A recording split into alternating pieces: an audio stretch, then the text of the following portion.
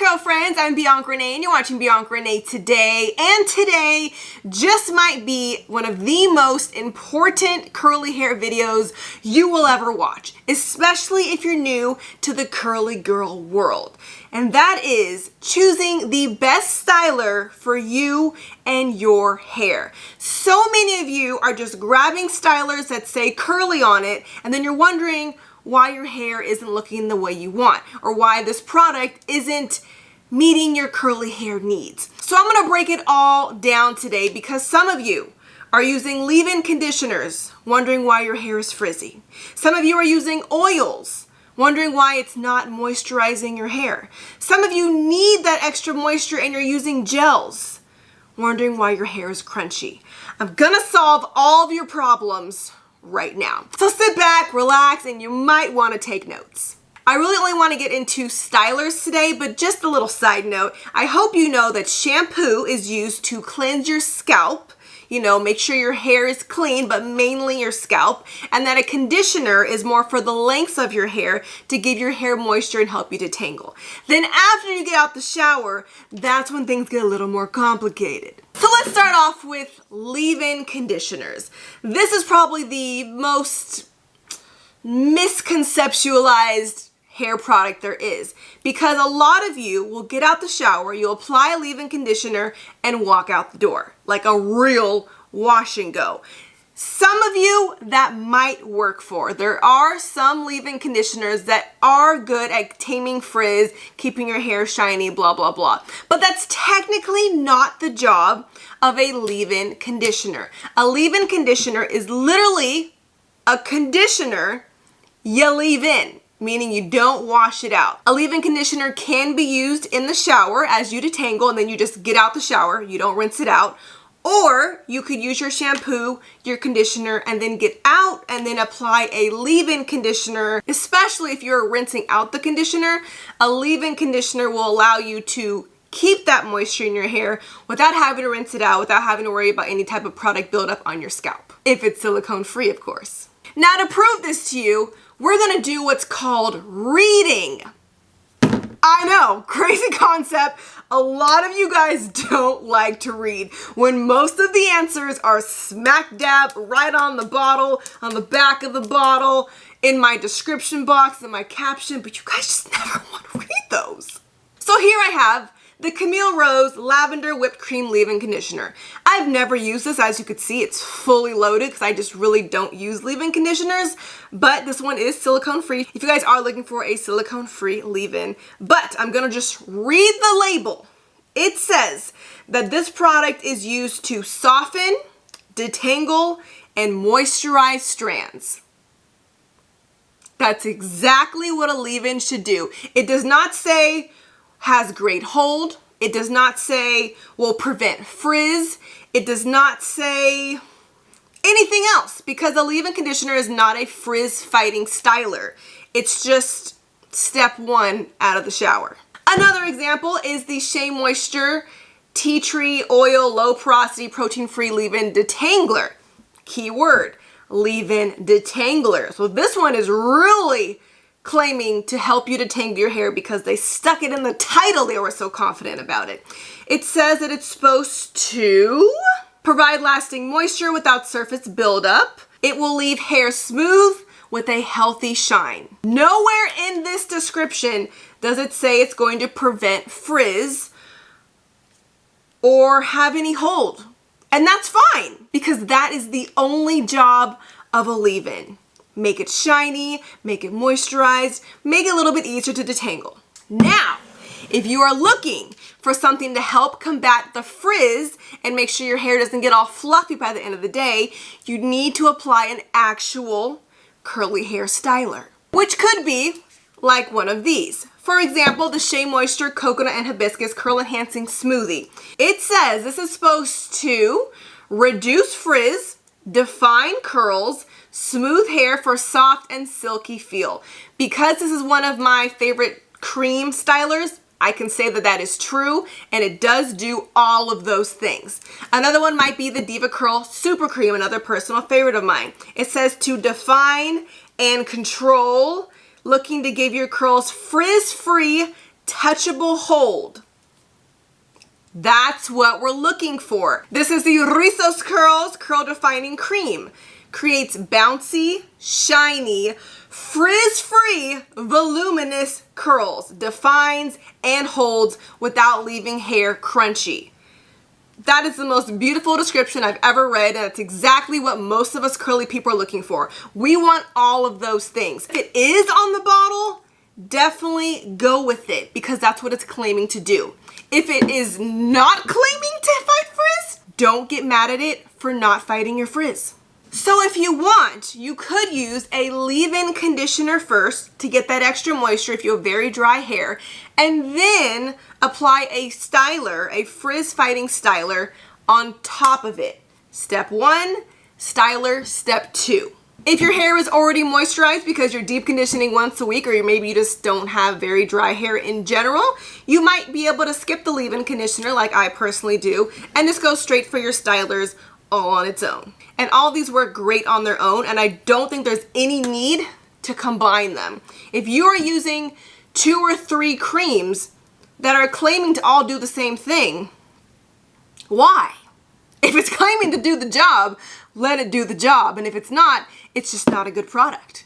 Try something else. So if you are going to be cocktailing something, you could do a leave-in and a cream, or a cream and a gel, or a leave-in and a gel, but you don't need to be using more than one type of cream styler.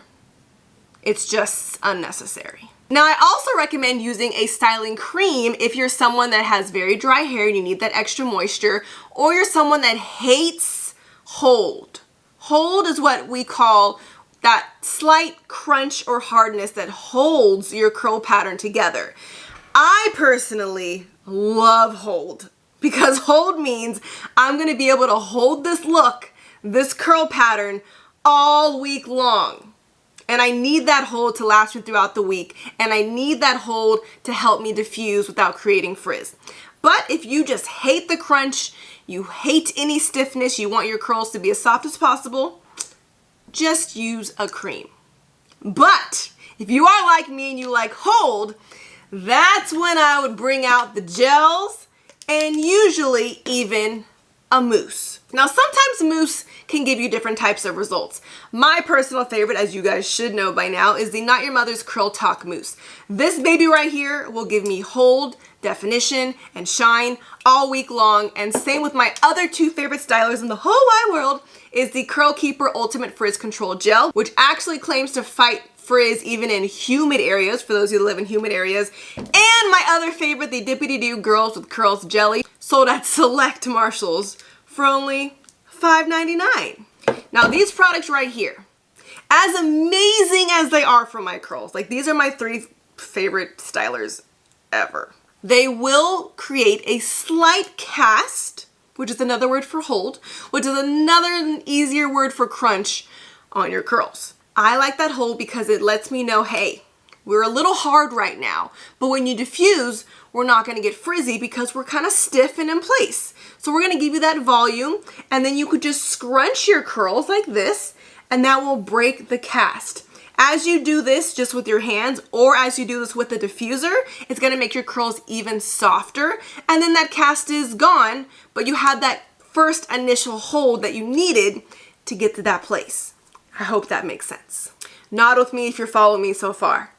Okay, good. Now, on the contrary, if your hair is extremely dry and you're using a mousse or a gel and you're wondering why your hair is so hard, well, that's because gels aren't used for moisture, darling.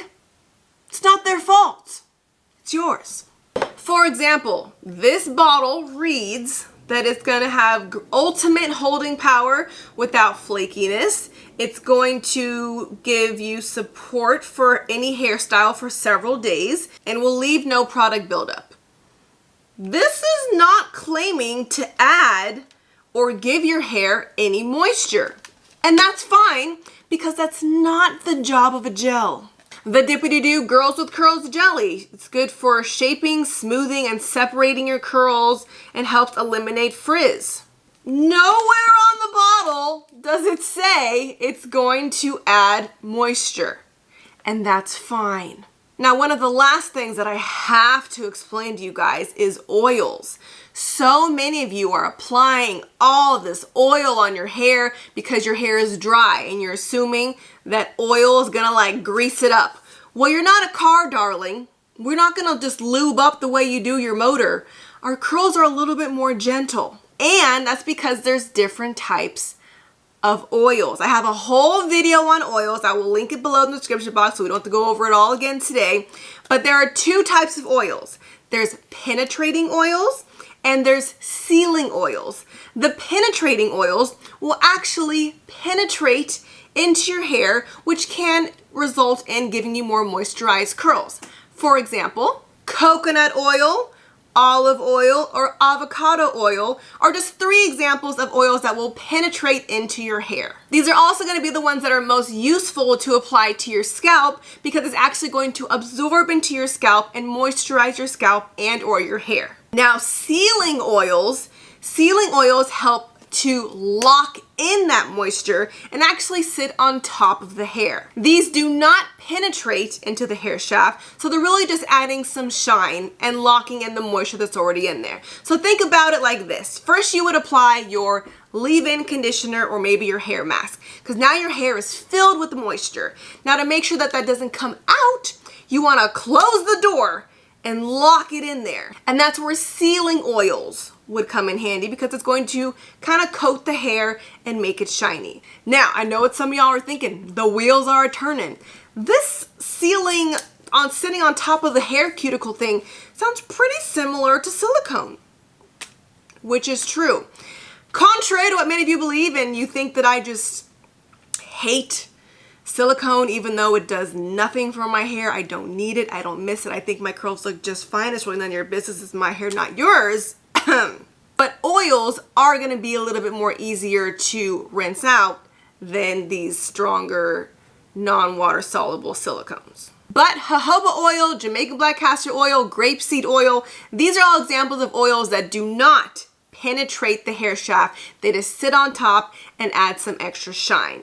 So if you have a really dry scalp and you're wondering why these oils aren't like helping moisturize your scalp, it's because they're not getting in there.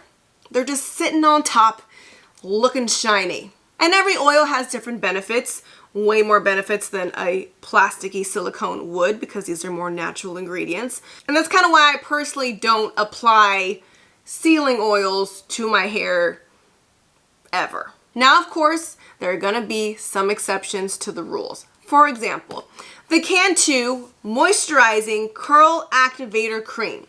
This is claiming to be a moisturizing cream. So I could see why you would get this and expect your curls to be moisturized.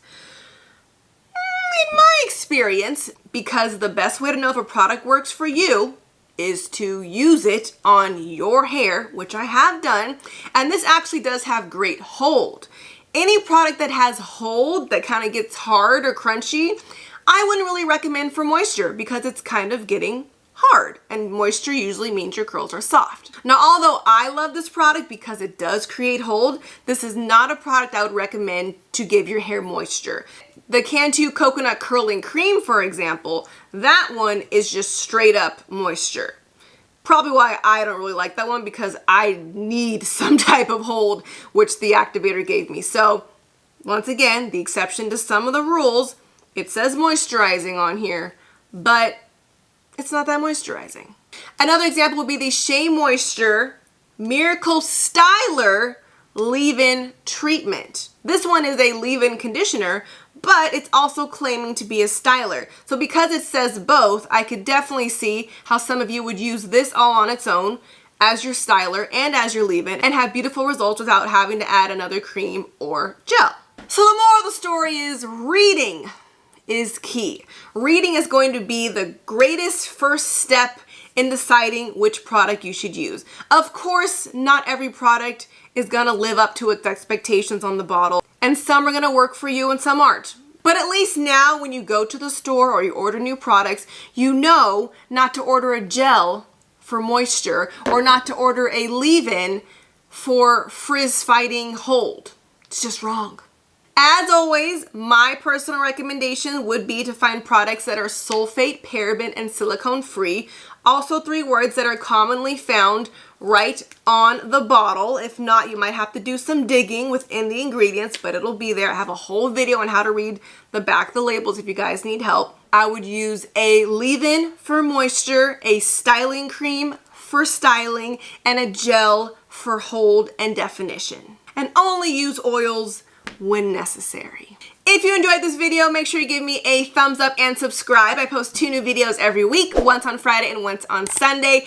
And make sure you hit that bell so you're notified as soon as I post a new video. I give you guys daily tips on my Instagram in my Instagram story. So also follow me on Instagram at Ms. Bianca Renee. I'll see you guys next time. Thanks for watching Bianca Renee Today.